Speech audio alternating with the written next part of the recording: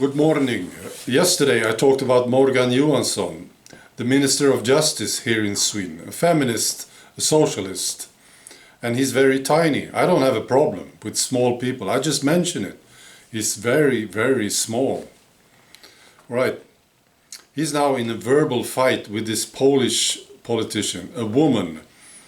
Her name is Beata Mazurek. She's the former spokesperson of the Polish Populist Party, and now she's a member of the European Parliament. So she tweeted some time ago that more and more Swedes are applying to escape to Poland. They are escaping the increasingly violent Sweden and the many consequences of large immigration. And this is all true. She also shared an article saying that 2,500 Swedish citizens have registered as residents in Poland. And according to the newspaper, many of these people who moved to Poland, they refer to the safety of themselves and their families as the reason for the move. The article also describes some of these Swedish cities, including Rinkeby, which are practically controlled by Islamists, according to this article, where Sharia law prevails and Swedish authorities have no control. And I'm sure you understand how embarrassing this is to the Swedish government, the socialists and the Greens, and the Minister of Justice. Of course, they are very sensitive to these things. Yeah.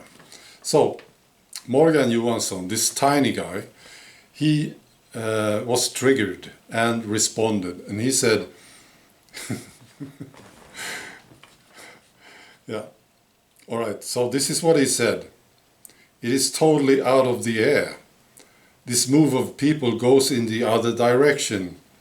In 2017 to 18, more than 8,000 Polish citizens emigrated to Sweden. It is more than 3 times more than the number of Swedes who live in Poland altogether. And this is, I'm sure it's true. But he totally misses the point, doesn't he? Or he simply forgot. No, these things are very different to each other.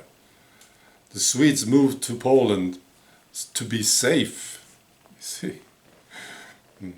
And the Polish people, they moved to Sweden to make some money. That's the thing. He must have forgotten. Okay. Now I'm going to read you some quotes from this British guy. And then I will tell you who it is, okay? And this is what he said in 2016, just prior to the referendum. He said, "The European Union is trying to create a powerful superstate. Bureaucrats in Brussels are using different methods from the Nazi dictator. They share with him this aim of unifying Europe under one authority. The EU's disastrous failures have fueled tensions between member states and allowed Germany to grow in power." He said, "Napoleon, Hitler, various people tried this out and it ends tragically. The EU is an attempt to do this by different methods." And then he said this, which I think is great.